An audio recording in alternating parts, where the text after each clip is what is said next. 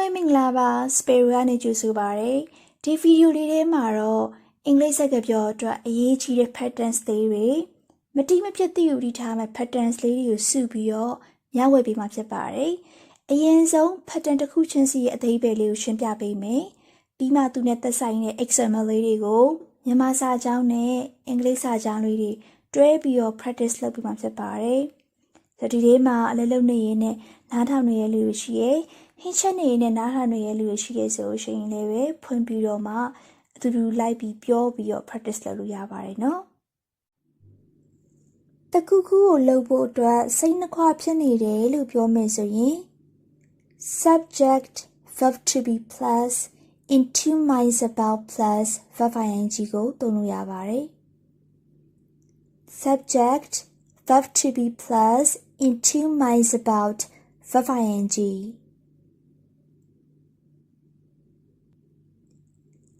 ဒီညပါတီပွဲတွားဖို့အတွက်ကျွန်တော်စိတ်နှခွဖြစ်နေတယ် I am two minds about going to the party tonight ဒီညပါတီပွဲတွားဖို့အတွက်ကျွန်တော်စိတ်နှခွဖြစ်နေတယ် I am two minds about going to the party tonight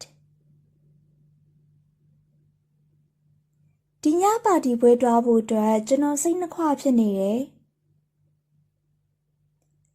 I am two minds about going to the party tonight သူမကကားအသစ်တစ်စီးဝယ်ဖို့အတွက်စိတ်နှခွဖြစ်နေတယ် She is in two minds about buying a new car သူမကကားအသစ်တစ်စီးဝယ်ဖို့အတွက်စိတ်နှခွဖြစ်နေတယ် She is in two minds about buying a new car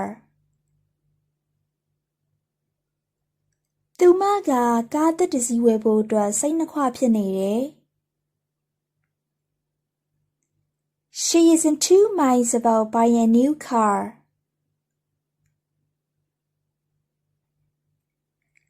သူက gym member ဝင်ဖို့အတွက်စိတ်နှခွဖြစ်နေတယ် He is in two minds about joining the gym membership သူက gym member ဝင်ဖို့အတွက်စိတ်နှခွဖြစ်နေတယ် He is in two minds about joining the gym membership သူက gym member ဝင်ဖို့အတွက်စိတ်နှခွဖြစ်နေတယ် He is in two minds about joining the membership ကျွန်တော်တို့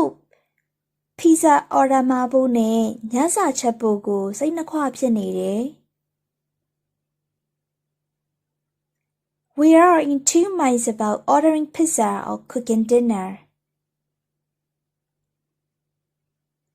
ကျွန်တော်တို့ pizza အော်ဒါမှာဖို့နဲ့ညစာချက်ပြုတ်ဖို့ကိုစိတ်နှခွဖြစ်နေတယ် We are in two minds about ordering pizza or cooking dinner ကျွန်တော်တို့ pizza အော်ဒါမှာဖို့နဲ့ညစာချက်ပြုတ်ဖို့ကိုစိတ်နှခွဖြစ်နေတယ် We are in two minds about ordering pizza or cooking dinner ကျောင်းသားတွေကစာမေးပွဲအတွက်စာလုပ်ဖို့နဲ့အနားယူဖို့ကိုစိတ်နှခွဖြစ်နေတယ် The students are in two minds about studying for the exam or taking a break ကျောင်းသားတွေကစာမေးပွဲအတွက်စာလုပ်ဖို့နဲ့အနားယူဖို့ကိုစိတ်နှခွဖြစ်နေတယ် The students are in two minds about studying for the exam or taking a break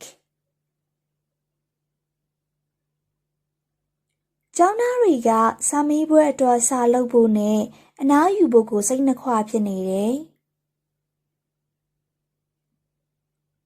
The students are in two minds about studying for the exam or taking a break.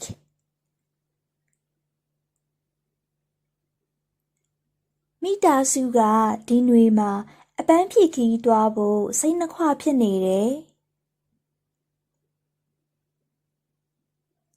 The family is in two minds about going on a vacation this summer. မိသားစုကဒီနွေမှာအပန်းဖြေခရီးသွားဖို့စိတ်နှခွဖြစ်နေတယ်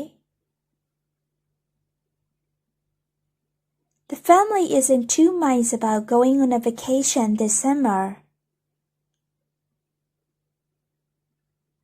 မိသားစုကဒီနွေမှာအပန်းဖြေခရီးသွားဖို့စိတ်နှခွဖြစ်နေတယ် The family is in two minds about going on a vacation this summer. John ကဝါသနာအသစ်တစ်ခုစတင်ဖို့အတွက်စိတ်နှခွဖြစ်နေတယ် John is in two minds about starting a new hobby. John ကဝါသနာအသစ်တစ်ခုစတင်ဖို့အတွက်စိတ်နှခွဖြစ်နေတယ်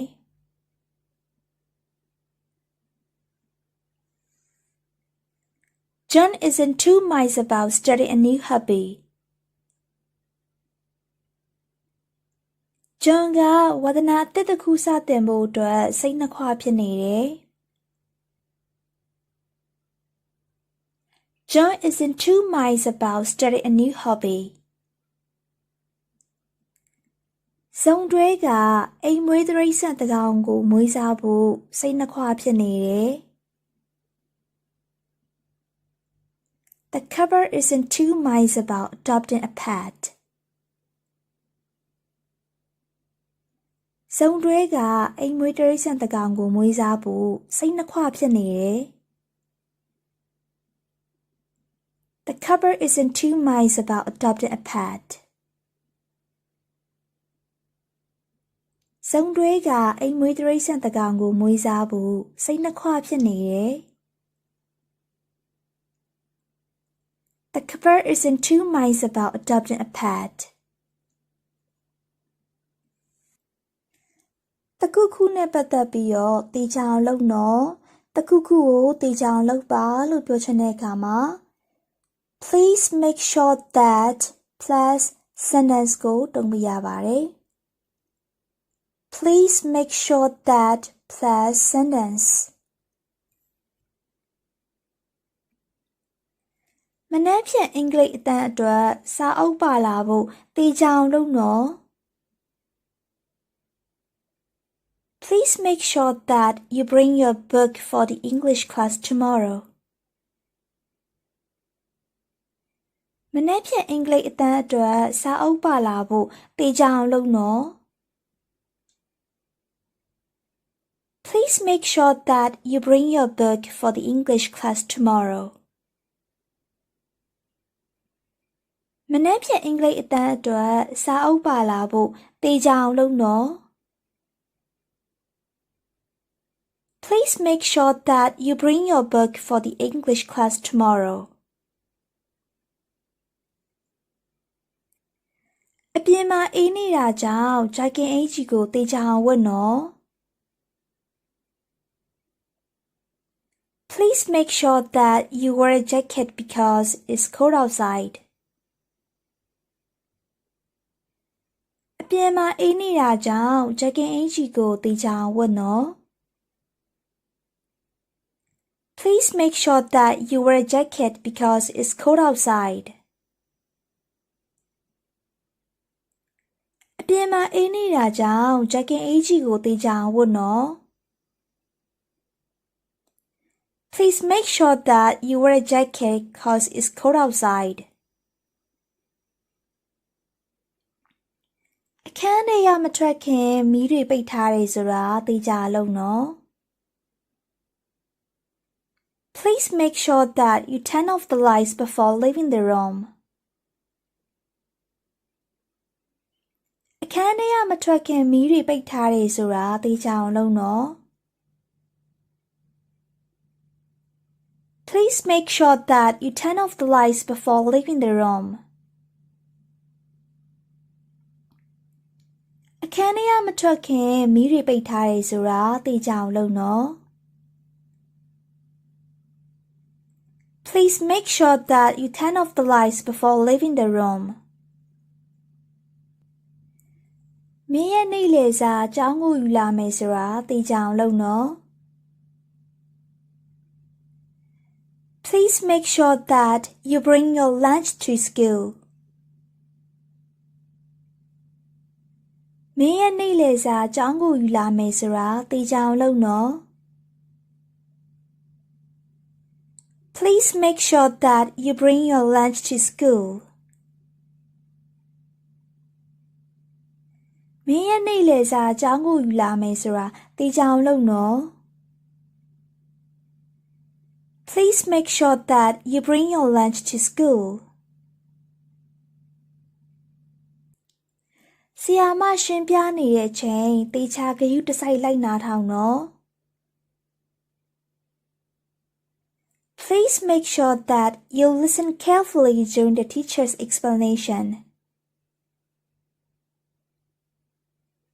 ဆရာမရှင်းပြနေတဲ့အချိန်တေချာဂရုတစိုက်လိုက်နားထောင်နော် Please make sure that you listen carefully during the teacher's explanation. ဆရာမရှင်းပြနေတဲ့အချိန်တေချာဂရုတစိုက်လိုက်နားထောင်နော် Please make sure that you listen carefully during the teacher's explanation. မင်းရဲ့နာမည်ကိုစာရွက်ရဲ့ထိပ်ဆုံးမှာရေးလိုက်တယ်ဆိုတာသိကြအောင်လုပ်နော် Please make sure that you write your name on the top of the paper. မင်းရဲ့နာမည်ကိုစာရွက်ရဲ့ထိပ်ဆုံးမှာရေးလိုက်တယ်ဆိုတာသိကြအောင်လုပ်နော် Please make sure that you write your name on the top of the paper. မင်းရဲ့နာမည်ကိုစာရွက်ရဲ့ထိပ်ဆုံးမှာရေးလိုက်တယ်ဆိုတာသိကြအောင်လုပ်နော် Please make sure that you write your name on the top of the paper. အိယာမဝင်ခင်တွားကိုတေချာတိုက်မယ်နော် Please make sure that you brush your teeth before going to bed. အိယာမဝင်ခင်တွားကိုတေချာတိုက်မယ်နော် Please make sure that you brush your teeth before going to bed. အိယာမဝင်ခင်တွားကိုတေချာတိုက်မယ်နော် Please make sure that you brush your teeth before going to bed. တကယ်လို့မင်းမိကုန်းတွေကိုနားမလည်ဘူးဆိုရင်အကူအညီတောင်းနော်တကယ်လို့မင်းမိကုန်းတွေကိုနားမလည်ရင်အကူအညီတေချာတောင်းနော် Please make sure that you ask for help if you don't understand a question. တကယ်လို့မင်းမိကုန်းတွေကိုနားမလည်လို့ရှိရင်အကူအညီတေချာတောင်းနော် Please make sure that you ask for help if you don't understand a question. တကယ်လို့မင်းမိကုန်းတွေကိုနားမလည်လို့ရှိရင်အကူအညီတေချာတောင်းနော် Please make sure that you ask for help if you don't understand a question. လက်ဆောင်လက်ခံရရှိပြီးနောက်မင်းကျေးဇူးတင်ပါတယ်လို့တေချာပေါက်ပြောနော်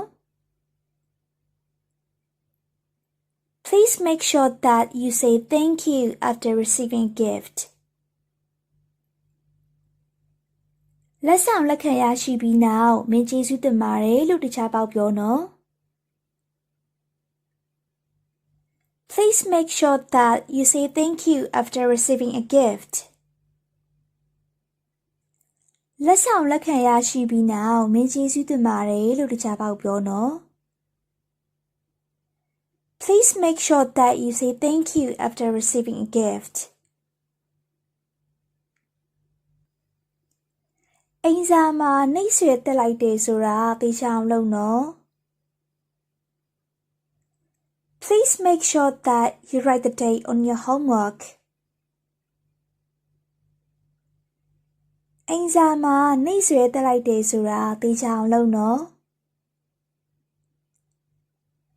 Please make sure that you write the date on your homework. အိမ်စာမှာနှိပ်ဆွဲတက်လိုက်တယ်ဆိုတာသိချအောင်လုပ်နော် Please make sure that you write the date on your homework.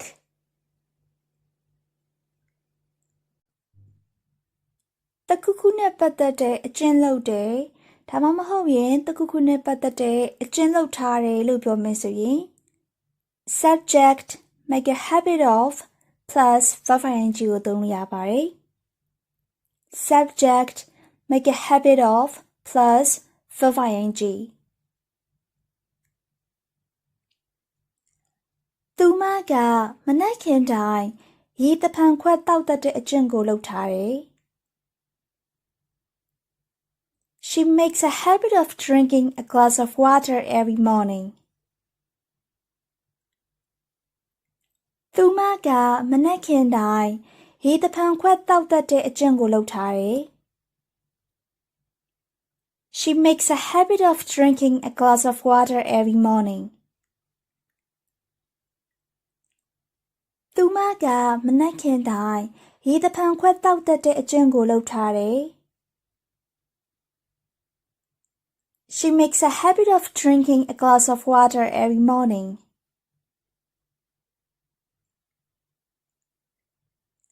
သူတို့တွေကတနေ့ကိုအင်္ဂလိပ်စာမိနစ်30လေ့လာတဲ့အကျင့်ကိုလုပ်ထားတယ် They make a habit of studying English for 30 minutes each day. သူတို့တွေကတနေ့ကိုအင်္ဂလိပ်စာမိနစ်30လေ့လာတဲ့အကျင့်ကိုလုပ်ထားတယ် They make a habit of studying English for 30 minutes each day. သူတို့တွေကတနေ့ကိုအင်္ဂလိပ်စာမိနစ်30လေ့လာတဲ့အကျင့်ကိုလုပ်ထားတယ် They make a habit of studying English for 30 minutes each day.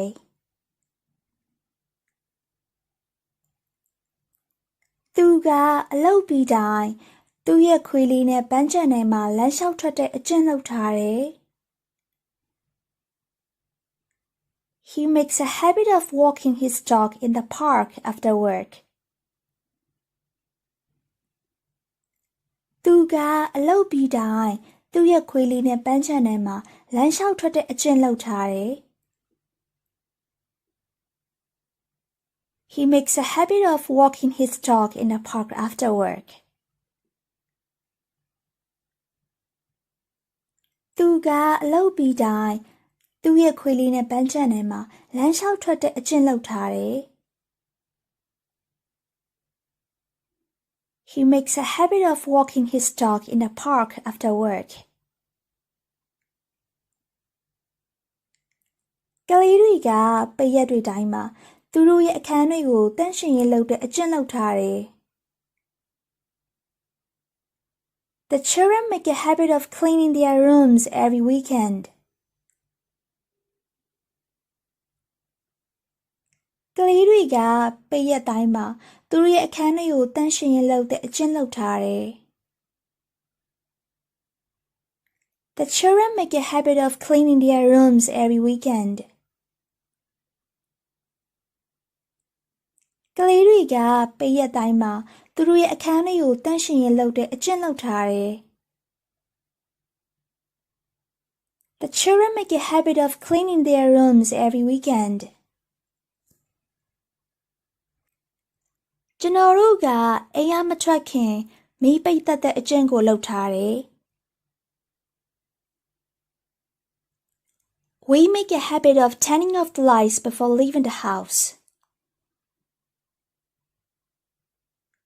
ကျွန်တော်တို့ကအိမ်ကမထွက်ခင်မီးပိတ်သက်တဲ့အကျင့်ကိုလုပ်ထားတယ်။ We make a habit of turning off the lights before leaving the house. ကျွန်တော်တို့ကအိမ်ကမထွက်ခင်မီးပိတ်သက်တဲ့အကျင့်ကိုလုပ်ထားတယ်။ We make a habit of turning off the lights before leaving the house. သူမကလတိုင်းသူမကိုယ်တိုင်ရည်မှန်းချက်ပန်းတိုင်တွေချမှတ်တဲ့အကျင့်ကိုလုပ်ထားတယ်။ She makes a habit of setting goals for herself every month. သူမကလတိုင်းသူမကိုယ်တိုင်ရည်မှန်းချက်ပန်းတိုင်တွေချမှတ်တဲ့အကျင့်ကိုလုပ်ထားတယ်။ She makes a habit of setting goals for herself every month. သူမကလတိုင်းသူမကိုယ်တိုင်ရည်မှန်းချက်ပန်းတိုင်တွေချမှတ်တဲ့အကျင့်ကိုလုပ်ထားတယ်။ She makes a habit of setting goals for herself every month.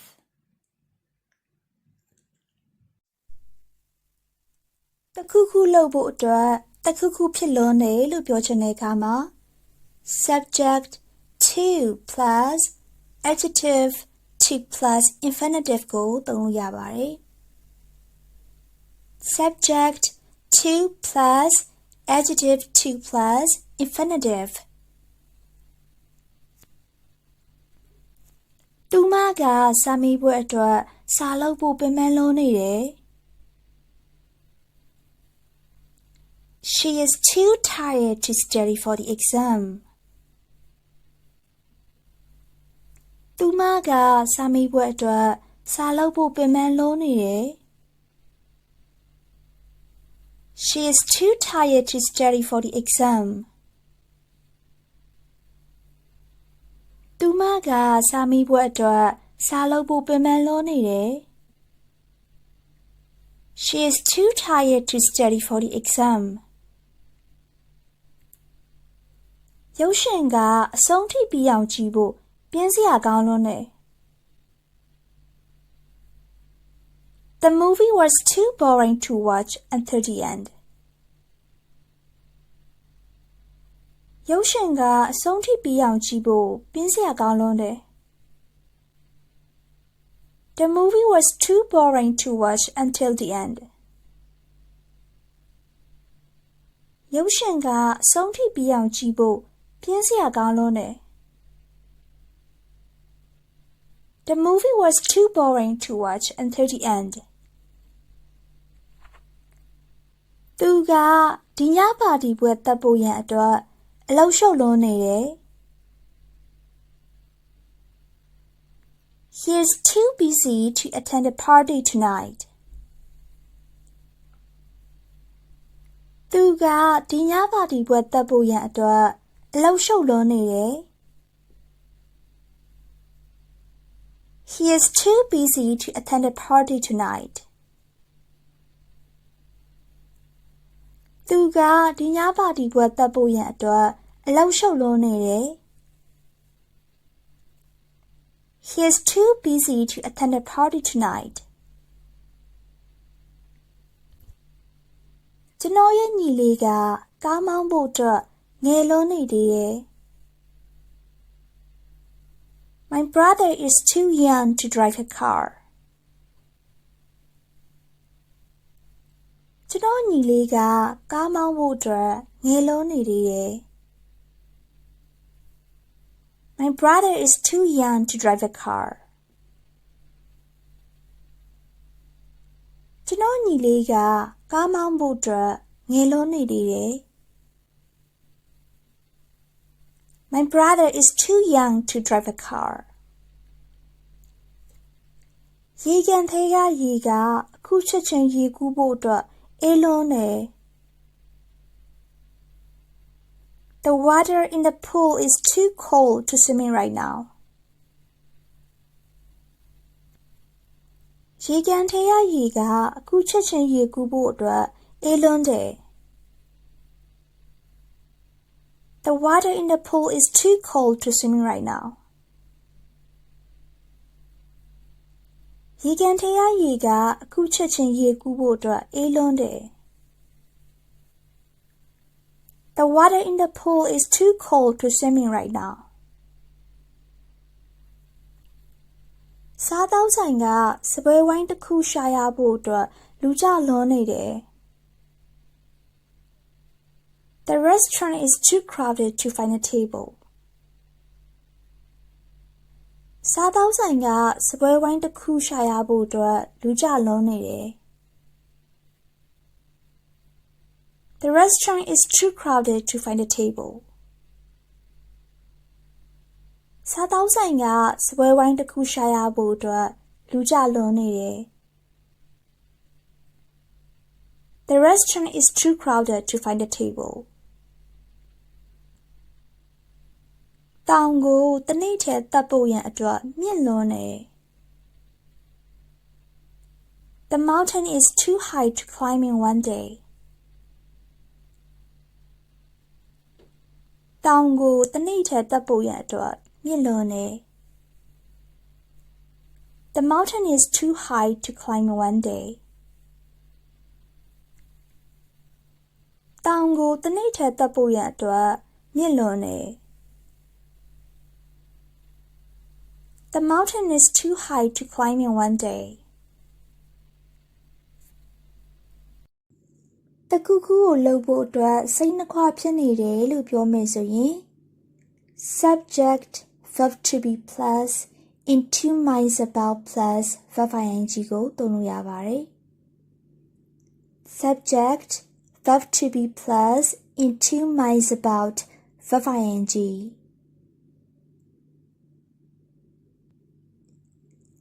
ဒီညပါတီပွဲတွားဖို့အတွက်ကျွန်တော်စိတ်နှခွဖြစ်နေတယ် I am two minds about going to the party tonight. ဒီညပါတီပွဲတွားဖို့အတွက်ကျွန်တော်စိတ်နှခွဖြစ်နေတယ် I am two minds about going to the party tonight. ဒီညပါတီပွဲတွားဖို့အတွက်ကျွန်တော်စိတ်နှခွဖြစ်နေတယ် I am in two minds about going to the party tonight. သူမကကားအသစ်တစ်စီးဝယ်ဖို့အတွက်စိတ်နှခွဖြစ်နေတယ် She is in two minds about buying a new car. သူမကကားအသစ်တစ်စီးဝယ်ဖို့အတွက်စိတ်နှခွဖြစ်နေတယ် She is in two minds about buying a new car. သူမကကားအသစ်တစ်စီးဝယ်ဖို့အတွက်စိတ်နှခွဖြစ်နေတယ် She is in two minds about buying a new car.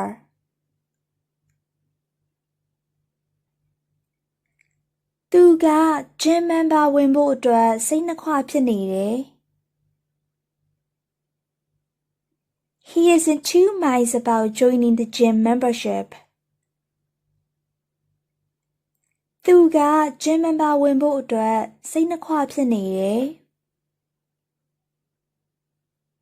He is in two minds about joining the gym membership. သူက gym member ဝင်ဖို့အတွက်စိတ်နှခွဖြစ်နေတယ် He is in two minds about joining the membership. ကျွန်တော်တို့ပီဇာအော်ဒါမှာဖို့နဲ့ညစာချက်ဖို့ကိုစိတ်နှခွဖြစ်နေတယ် We are in two minds about ordering pizza or cooking dinner. ကျွန်တော်တို့ pizza အော်ဒါမှာဖို့နဲ့ညစာချက်ပြုတ်ဖို့ကိုစိတ်နှခွဖြစ်နေတယ် We are in two minds about ordering pizza or cooking dinner. ကျွန်တော်တို့ pizza အော်ဒါမှာဖို့နဲ့ ညစာချက်ပြုတ်ဖို့ကိုစိတ်နှခွဖြစ်နေတယ်။ We are in two minds about ordering pizza or cooking dinner. ကျောင်းသားတွေကစာမေးပွဲအတွက်စာလုပ်ဖို့နဲ့အနားယူဖို့ကိုစိတ်နှခွဖြစ်နေတယ်။ The students are in two minds about studying for the exam or taking a break. ကျောင်းသားတွေကစာမေးပွဲအတွက်စာလုပ်ဖို့နဲ့အနားယူဖို့ကိုစိတ်နှခွဖြစ်နေတယ်။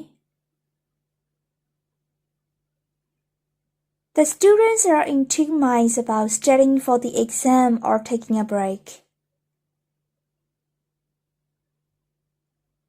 ကျောင်းသားတွေကစာမေးပွဲအတွက်စာလုပ်ဖို့နဲ့အနားယူဖို့ကိုစိတ်နှခွဖြစ်နေတယ်။ The students are in two minds about studying for the exam or taking a break.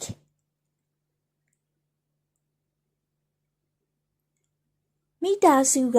ဒီနွေမှာအပန်းဖြေခရီးသွားဖို့စိတ်နှခွဖြစ်နေတယ်။ The family is in two minds about going on a vacation this summer. မိသားစုကဒီနွေမှာအပန်းဖြေခရီးသွားဖို့စိတ်နှခွဖြစ်နေတယ်။ The family is in two minds about going on a vacation this summer.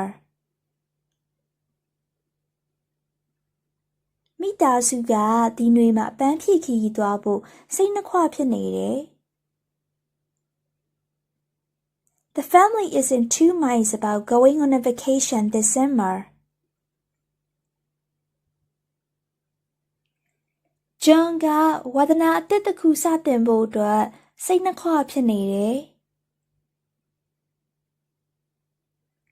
John is in two minds about starting a new hobby. John ကဝါသနာအသစ်တစ်ခုစတင်ဖို့အတွက်စိတ်နှခွဖြစ်နေတယ်။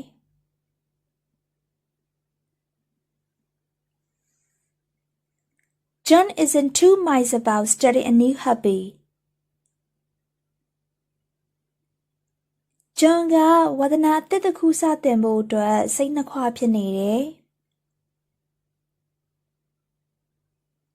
John is in two minds about starting a new hobby.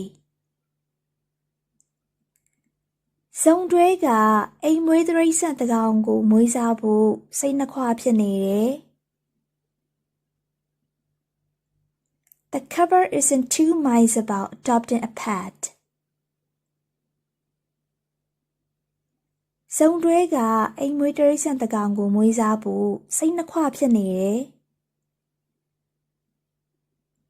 The couple is in two minds about adopting a pet.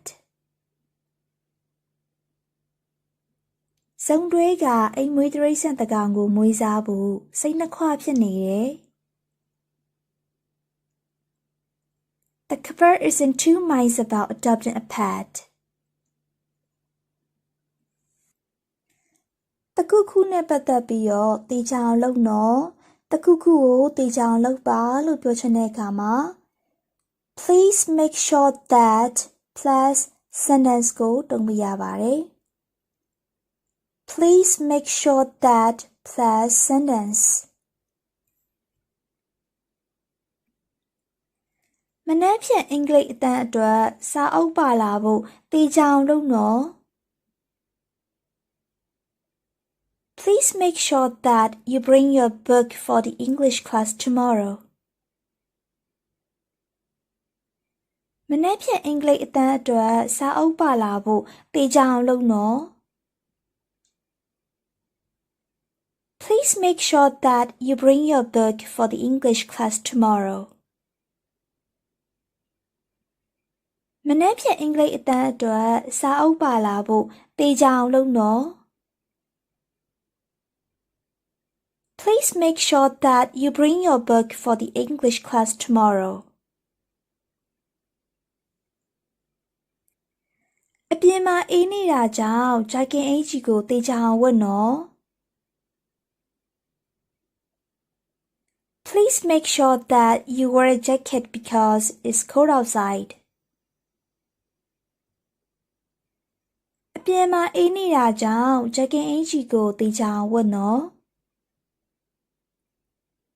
Please make sure that you wear a jacket because it's cold outside. အပြင်မှာအေးနေတာကြောင့် jacket အင်ဂျီကိုသေချာအောင်ဝတ်နော် Please make sure that you wear a jacket because it's cold outside. အခန်းထဲကမထွက်ခင်မီးတွေပိတ်ထားတယ်ဆိုတာသေချာလုပ်နော် Please make sure that you turn off the lights before leaving the room. အခန်းထဲကမထွက်ခင်မီးတွေပိတ်ထားတယ်ဆိုတာသေချာအောင်လုပ်နော် Please make sure that you turn off the lights before leaving the room. အခန်းထဲကမထွက်ခင်မီးတွေပိတ်ထားတယ်ဆိုတာသေချာအောင်လုပ်နော်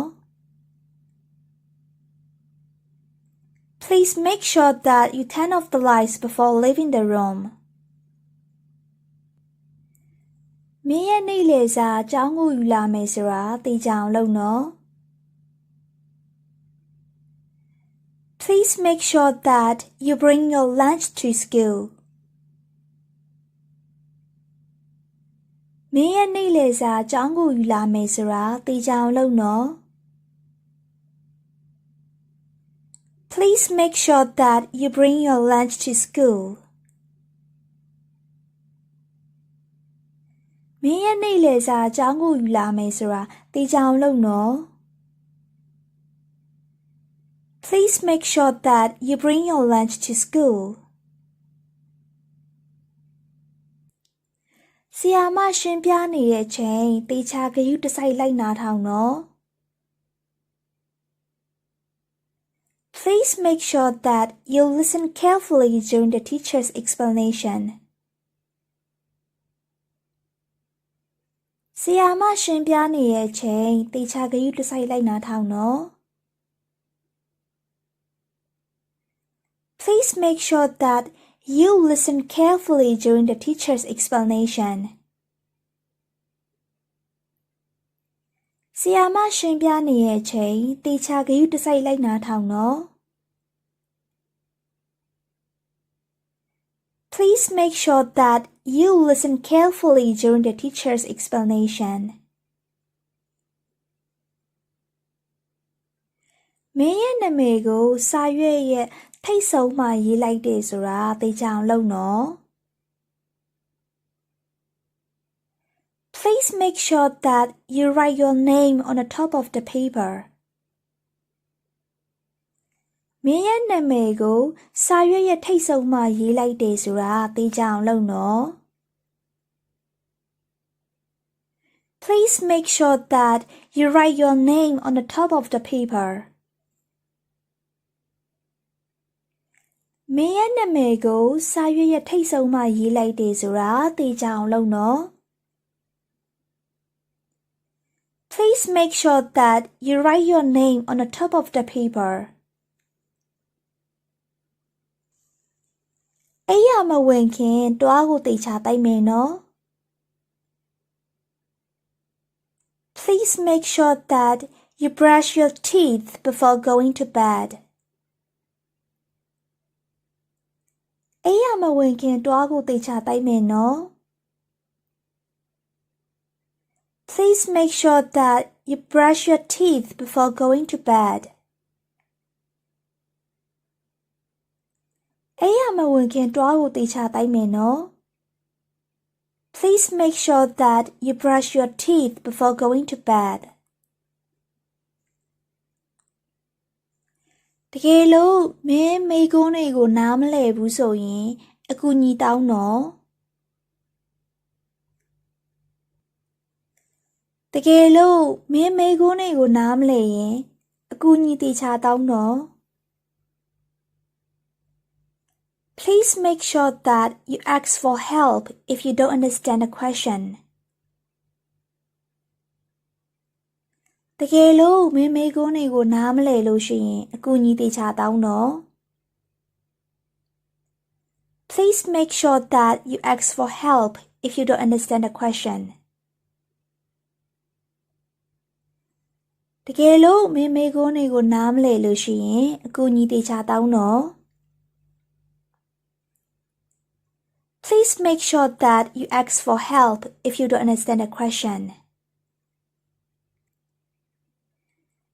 လက်ဆောင်လက်ခံရရှိပြီးနောက်မင်းကျေးဇူးတင်ပါတယ်လို့တေချာပေါက်ပြောနော် Please make sure that you say thank you after receiving a gift. လက်ဆောင်လက်ခံရရှိပြီးနောက်မင်းကျေးဇူးတင်ပါတယ်လို့တေချာပေါက်ပြောနော် Please make sure that you say thank you after receiving a gift. လက်ဆောင်လက်ခံရရှိပြီးနောက်မင်းကျေးဇူးတင်ပါတယ်လို့တေချာပေါက်ပြောနော် Please make sure that you say thank you after receiving a gift. အိမ်စာမှာနှိပ်ဆွဲတက်လိုက်တယ်ဆိုတာသိချအောင်လုပ်နော် Please make sure that you write the date on your homework. အိမ်စာမှာနှိပ်ဆွဲတက်လိုက်တယ်ဆိုတာသိချအောင်လုပ်နော် Please make sure that you write the date on your homework. အိမ်စာမှာနှိပ်ဆွဲတက်လိုက်တယ်ဆိုတာသိချအောင်လုပ်နော် Please make sure that you write the date on your homework.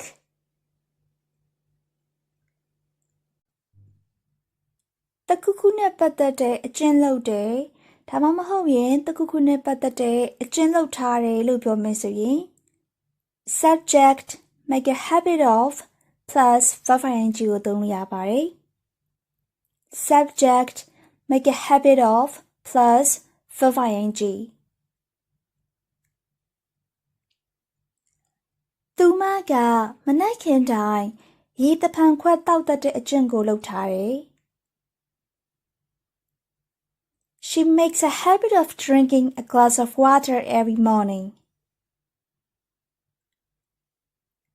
သူမကမနက်ခင်းတိုင်းရေတဖန်ခွက်တောက်တတ်တဲ့အကျင့်ကိုလုပ်ထားတယ် She makes a habit of drinking a glass of water every morning. သူမကမနက်ခင်းတိုင်းရေတဖန်ခွက်တောက်တတ်တဲ့အကျင့်ကိုလုပ်ထားတယ် She makes a habit of drinking a glass of water every morning.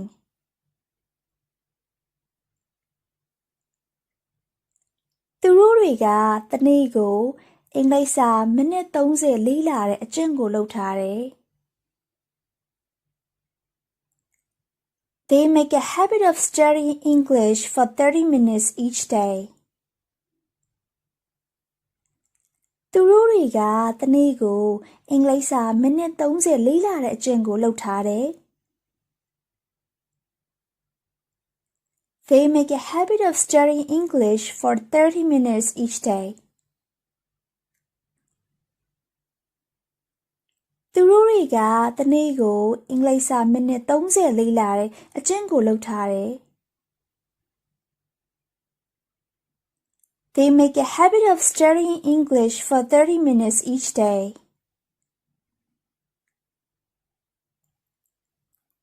သူကအလုပ်ပြီးတိုင်းသူ့ရဲ့ခွေးလေးနဲ့ပန်းခြံထဲမှာလမ်းလျှောက်ထွက်တဲ့အကျင့်လုပ်ထားတယ် He makes a habit of walking his dog in the park after work. သူကအလုပ်ပြီးတိုင်းသူ့ရဲ့ခွေးလေးနဲ့ပန်းခြံထဲမှာလမ်းလျှောက်ထွက်တဲ့အကျင့်လုပ်ထားတယ် He makes a habit of walking his dog in the park after work. သူကအလုပ်ပြီးတိုင်းသူ့ရဲ့ခွေးလေးနဲ့ပန်းခြံထဲမှာလမ်းလျှောက်ထွက်တဲ့အကျင့်လုပ်ထားတယ် He makes a habit of walking his dog in the park after work. ကလေးတွေကပိတ်ရက်တွေတိုင်းမှာသူတို့ရဲ့အခန်းတွေကိုတန့်ရှင်းရေးလုပ်တဲ့အကျင့်လုပ်ထားတယ် The children make a habit of cleaning their rooms every weekend. ကလေးတွေကပိတ်ရက်တိုင်းမှာသူတို့ရဲ့အခန်းတွေကိုတန့်ရှင်းရေးလုပ်တဲ့အကျင့်လုပ်ထားတယ် The children make a habit of cleaning their rooms every weekend. ကလေးတွေကပိတ်ရက်တိုင်းမှာသူတို့ရဲ့အခန်းတွေကိုတန့်ရှင်းရေးလုပ်တဲ့အကျင့်လုပ်ထားတယ် The children make a habit of cleaning their rooms every weekend. ကျွန်တော်တို့ကအိမ်ကမထွက်ခင်မီးပိတ်တတ်တဲ့အကျင့်ကိုလုပ်ထားတယ် We make a habit of turning off the lights before leaving the house. ကျွန်တော်တို့ကအိမ်ကမထွက်ခင်မီးပိတ်တတ်တဲ့အကျင့်ကိုလုပ်ထားတယ် We make a habit of turning off the lights before leaving the house. ကျွန်တော်တို့ကအိမ်ကမထွက်ခင်မီးပိတ်တတ်တဲ့အကျင့်ကိုလုပ်ထားတယ် We make a habit of turning off the lights before leaving the house. သူမကလတိုင်းသူမကိုယ်တိုင်ရီမက်ချက်ပန်းတိုင်တွေချမှတ်တဲ့အကျင့်ကိုလုပ်ထားတယ် She makes a habit of setting goals for herself every month. သူမကလတိုင်းသူမကိုယ်တိုင်ရီမက်ချက်ပန်းတိုင်တွေချမှတ်တဲ့အကျင့်ကိုလုပ်ထားတယ် She makes a habit of setting goals for herself every month. သူမကလတိုင်းသူမကိုယ်တိုင်ရီမက်ချက်ပန်းတိုင်တွေချမှတ်တဲ့အကျင့်ကိုလုပ်ထားတယ် She makes a habit of setting goals for herself every month.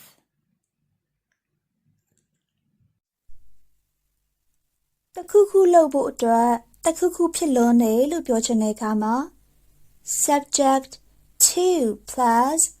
adjective to plus infinitive ကိုသုံးလို့ရပါတယ်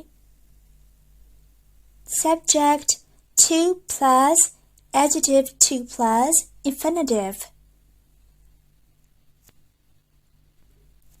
သူမကစာမေးပွဲအတွက်စာလုပ်ဖို့ပင်ပန်းလွန်းနေတယ် She is too tired to study for the exam. သူမကစာမေးပွဲအတွက်စာလုပ်ဖို့ပင်ပန်းလွန်းနေတယ် She is too tired to study for the exam. သူမကစာမေးပွဲအတွက်စာလုပ်ဖို့ပင်ပန်းလွန်းနေတယ် She is too tired to study for the exam. ရုပ်ရှင်ကအဆုံးထိပြီးအောင်ကြည့်ဖို့ပြင်းစရာကောင်းလွန်းတယ် The movie was too boring to watch until the end. ရုပ်ရှင်ကအဆုံးထိပြီးအောင်ကြည့်ဖို့ပြင်းစရာကောင်းလွန်းတယ် The movie was too boring to watch until the end. ရုပ်ရှင်ကအဆုံးထိပြီးအောင်ကြည့်ဖို့ပြင်းစရာကောင်းလွန်းတယ် The movie was too boring to watch until the end. သူကဒီညပါတီပွဲတက်ဖို့ရန်အတွက်အလုပ်ရှုပ်လွန်းနေတယ် He is too busy to attend the party tonight. သူကဒီညပါတီပွဲတက်ဖို့ရန်အတွက်အလုပ်ရှုပ်လွန်းနေတယ် He is too busy to attend the party tonight. သူကဒီညပါတီပွဲတက်ဖို့ရန်အတွက်အလုပ်ရှုပ်လွန်းနေတယ် He is too busy to attend the party tonight. ကျွန်တော်ရဲ့ညီလေးကကားမောင်းဖို့အတွက်ငယ်လွန်းနေသေးတယ် My brother is too young to drive a car. ကျွန်တော်ညီလေးကကားမောင်းဖို့အတွက်ငယ်လွန်းနေသေးတယ် My brother is too young to drive a car. ကျွန်တော်ညီလေးကကားမောင်းဖို့အတွက်ငယ်လွန်းနေသေးတယ် My brother is too young to drive a car. ရေကန်ထဲကရေကအခုချက်ချင်းရေကူးဖို့အတွက်အေးလွန်းတယ် The water in the pool is too cold to swim in right now. ရေကန်ထဲကရေကအခုချက်ချင်းရေကူးဖို့အတွက်အေးလွန်းတယ် The water in the pool is too cold to swim in right now. ရေကန်ထဲကရေကအခုချက်ချင်းရေကူးဖို့အတွက်အေးလွန်းတယ် The water in the pool is too cold to swim in right now. စားသောက်ဆိုင်ကစပွဲဝိုင်းတစ်ခုရှာရဖို့အတွက်လူကြလွန်းနေတယ် The restaurant is too crowded to find a table. စားသောက်ဆိုင်ကစပွဲဝိုင်းတစ်ခုရှာရဖို့အတွက်လူကြလွန်းနေတယ် The restaurant is too crowded to find a table. စားသောက်ဆိုင်ကစပွဲဝိုင်းတစ်ခုရှာရဖို့အတွက်လူကြလွန်းနေတယ် The restaurant is too crowded to find a table. တောင်ကိုတနေ့ထဲတက်ဖို့ရန်အတွက်မြင့်လွန်းတယ် The mountain is too high to climb in one day. တောင်ကိုတနေ့ထဲတက်ဖို့ရန်အတွက်မြင့်လွန်းတယ် The mountain is too high to climb in one day. တောင်ကိုတနေ့ထဲတက်ဖို့ရန်အတွက်မြင့်လွန်းတယ် The mountain is too high to climb in one day.